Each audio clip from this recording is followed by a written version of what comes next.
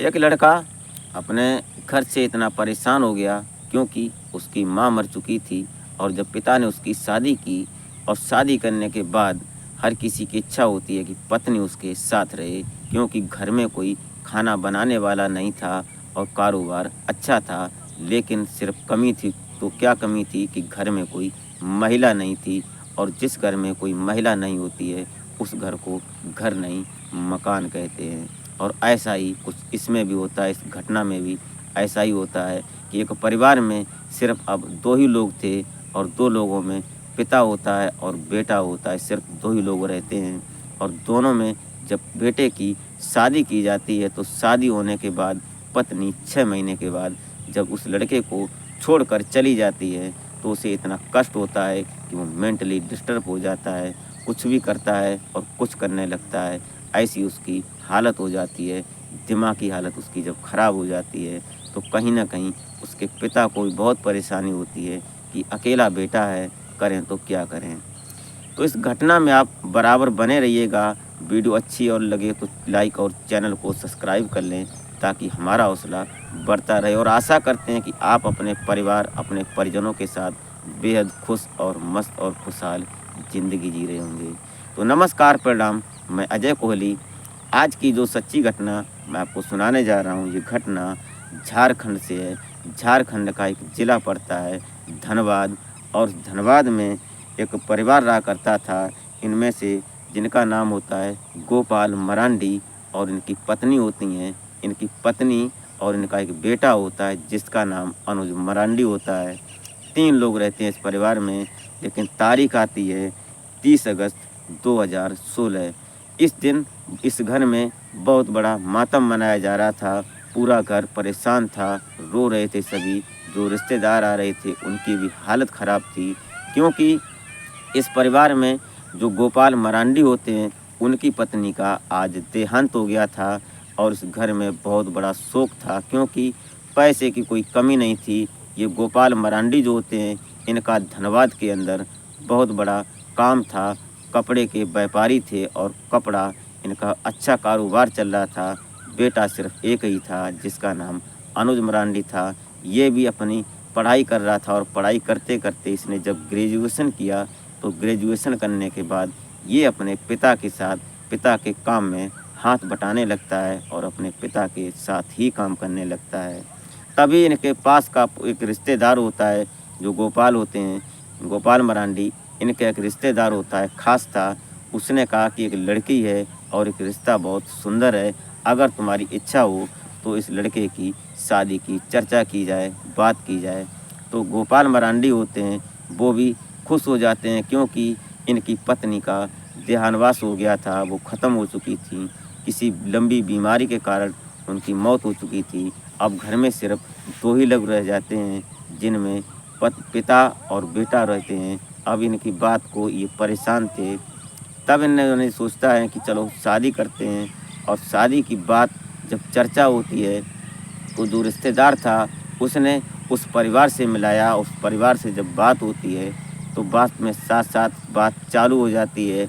लेकिन 6 महीने गुज़रते हैं और 6 महीने के अंदर ही इस जो अनुज होता है, अनुज की शादी हो जाती है और लड़की जो होती है, लड़की का नाम दीपिका होता है।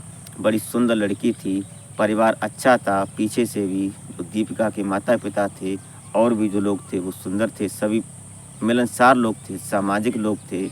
शादी होने के बाद दीपिका जब ससुराल में आती है बहू बनकर तो इधर पिता जो होते हैं गोपाल मरांडी और जो अनुज मरांडी होते हैं, बहुत अच्छा लग रहा था और जो रिश्तेदार आए थे बड़ी खुशी का माहौल था क्योंकि बहुत दिन बाद खुशियाँ आई थीं इस घर में।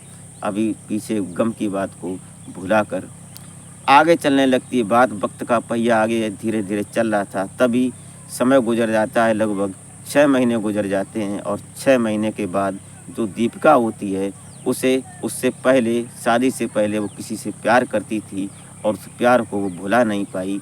उसने एक दिन अनुज को बोलती है कि मैं तुम्हारे साथ नहीं रह पाऊंगी। इस बात को अनुज को बहुत खलती है। आपसी विवाद था, पारिवारिक मामला था, ज़्यादा कुछ खुलकर बात सामने नहीं आई, जो अभी तक हमारे पास नहीं पहुंची थी। लेकिन जो दीपिका होती है वो अनुज को छोड़कर 6 महीने के बाद अपने घर चली जाती है, हमेशा हमेशा के लिए। इस बात का सदमा अनुज मरांडी को बर्दाश्त नहीं होता है और अनुज मरांडी जो होता है वो परेशान रहने लगता है, किसी भी कोने में बैठा रहता है, कुछ भी करता रहता है। और जो इनके पिता होते हैं गोपाल, वो भी परेशान रहते हैं क्योंकि इकलौता बेटा है और उसकी जो दिमागी हालत है बड़ी ख़राब हो चली थी। इसलिए बेचारे वो करें तो क्या करें। उन्होंने कई जगह दिखाया भी, कई बातें की, कुछ कहीं न कहीं उसको घुमाने ले जाते थे, लेकिन उसका दिमाग काम नहीं कर रहा था। तभी एक दिन अचानक जो ये गोपाल मरांडी होते हैं अपने साले साहब से फ़ोन करते हैं, जो उनके साले दिल्ली में रहते थे, जो एयरपोर्ट पर काम किया करते थे, कुछ भी उनका काम था। तो उन्होंने अपने साले से संपर्क किया और बोला कि ऐसा करो कि आप अपने भांजे अनुज को बुला लो अपने पास, क्योंकि उसका दिमाग सही नहीं है और उससे हमें बहुत परेशानी होती है और वो भी परेशान रहता है। कभी तुम्हारे पास जाएगा तो वहाँ कुछ उसका दिमाग बदलेगा, कुछ अन्य लोगों से मिलेगा तो शायद कुछ बदलाव हो जाए। वो तुरंत आते हैं, जो उनके साले साहब होते हैं, उनके साथ में अनुज को उनके पिता गोपाल भेज देते हैं। अब जैसे वो दिल्ली पहुंचता है तो 2-1 दिन उनके साथ रहता है, 2-4 दिन रहता है, 10-15 दिन रहता है, वहीं घूमता है और रहता है। लेकिन एक दिन उसने सोचा कि ऐसे बैठने से क्या होगा, तो उसने पास की एक फैक्ट्री में काम कर लिया, वहाँ नौकरी करने लगा, ड्यूटी जाने लगा। तो उसमें काम करते-करते जो ये अनुज होता है, इसकी दोस्ती हो जाती है एक लक्ष्मण नाम के लड़के से। उससे दोस्ती के साथ-साथ धीरे-धीरे गाड़ी आगे चलने लगती है। तो ये जो उनके मामा होते हैं सोचते हैं कि चलो दिमाग कुछ बदल रहा है, लेकिन दिमाग बदल नहीं रहा था। उसमें दिमाग में थोड़ा-थोड़ा सुधार हो रहा था सिर्फ़। ये बात चलती रही धीरे-धीरे। एक दिन अचानक जो लक्ष्मण होता है, इसका दोस्त जो अनुज का, तो ये लक्ष्मण बोलता है कि चलो यार आज छुट्टी करते हैं और चलते हैं जीबी रोड, कुछ मनोरंजन करते हैं, तुम भी करना हम भी करते हैं। तो ये बात इस अनुज को पता नहीं थी कि जीबी रोड पर होता क्या है। तो ये जाता है, तो अनुज अनुज रास्ते में पूरी बात पूछता है तो लक्ष्मण पूरी बात बताता है कि वहाँ पर जाएंगे तो वहाँ पर लड़कियाँ मिलती हैं, जैसी चाहोगे वैसी, और उनके साथ तुम जो करना चाहो वो कर सकते हो, पैसे लगते हैं इस बात के। तो अनुज ने साफ इनकार कर दिया कि मैं ऐसा कतई नहीं करूँगा, तुम्हें करना है तो जाओ, मैं नहीं जाऊँगा। ये बात सुनकर लक्ष्मण, कोई बात नहीं, लक्ष्मण जाता है, उसे जो करना था वो करके अपने वापस आ जाता है और अपने घर आते हैं सभी दोनों लोग। उसके बाद अगले दिन अनुज होता है वो किसी को नहीं बताता है, ना अपने मामा को बताता है, ना लक्ष्मण को बताता है, और सीधा घर से निकलता है और सीधा जीबी रोड पहुंचता है। और जीबी रोड कोठा नंबर 64 पर जब पहुंचा, वहां जाकर उसने लड़कियों को देखा। जो कोठे की मालिक थी, उसने लगभग 20 लड़कियां उसके सामने खड़ी की। उनमें से उसने एक लड़की को छांटा जिसका नाम सोनिया होता है। सोनिया को देखकर वो खुश हुआ। अब उसने जब अंदर गया तो जो सोनिया थी उसको छेड़छाड़ करने लगती है, लेकिन ये बात वो नहीं मानता है। तो सोनिया बोलती है कि जल्दी जो करना है करो, हमारे ग्राहक अभी लाइन में लगे हैं। तो उसने भी फिर छेड़छाड़ शुरू कर दी और जो दोनों थे आपस में मिले और दोनों ने जिस्मानी संबंध बनाए। और संबंध बनाते बनाते उसके दिमाग में वो सनक चढ़ी और उसने अपनी पैंट से बेल्ट निकाली और सोनिया को पकड़कर वहीं पर मारता भी है, पीटता भी है और उसके मुंह को दबाता है। दबाते साथ साथ उसके साथ जिस्मानी संबंध भी बना रहा था।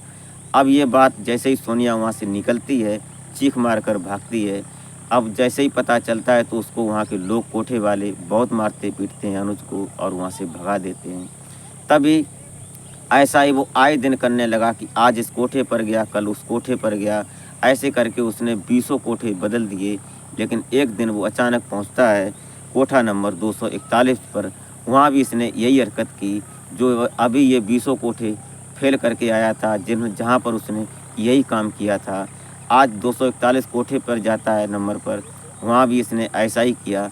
लेकिन जब बाहर निकलता है वो, जब जैसे ही निकलते तो सभी लोग पकड़ लेते हैं उसको, मारते पीटते हैं। तो उनमें से कुछ लोग ऐसे थे जो 241 कोठे पर, नंबर कोठे पर थे और अन्य कोठे पर उस लड़के को देखा था अनुज को। तो बोलते हैं अरे ये तो वही है, ये हर जगह ऐसा ही करता है। तो तुरंत पुलिस को फ़ोन किया जाता है, पुलिस पहुंचती है और पुलिस उसे गिरफ्तार करके अपने थाने लाती है।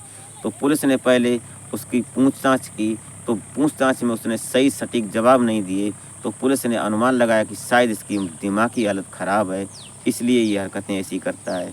तो पुलिस ने तुरंत डॉक्टर को बुलाते हैं और डॉक्टर से जब उसकी पूछताछ होती है, पड़ताल होती है, जाँच होती है, तो पता चलता है कि इसको बीमारी है, दिमागी बीमारी है, इसलिए ये ऐसी हरकतें करता है।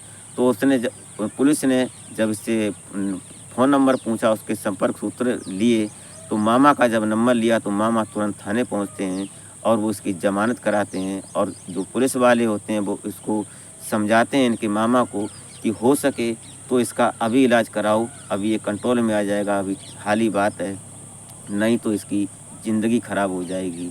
ऐसे करके जो उसके मामा होते हैं वो इधर गोपाल मरांडी को फ़ोन करते हैं और गोपाल मरांडी दिल्ली पहुंचते हैं, उसका इलाज होता है और महीने 2 महीने इलाज होने के बाद, लगभग 6 महीने का कोर्स करने के बाद आज अनुज मरांडी सही सलामत है और खुशहाल है। दोबारा वो फिर आकर अपने पिता गोपाल मरांडी के साथ धनबाद में अपने पिता के कारोबार में हाथ बटा रहा है और अपनी अच्छी और खुशहाल ज़िंदगी जी रहा है। तो दोस्तों, इस घटनाक्रम को सुनाने का उद्देश्य आपको हैरान या परेशान करना नहीं होता है, सिर्फ़ और सिर्फ जो सामाजिक दायित्व बनता है उसी पर हम चर्चा करते हैं, क्योंकि समाज में पता नहीं कब कहाँ किस मोड़ पर कैसा समय हमारे सामने आ जाए। तो दोस्तों, कैसी लगी घटना अपनी राय कमेंट में ज़रूर दें। तो मिलते हैं फिर नेक्स्ट वीडियो में, तब तक के लिए नमस्कार।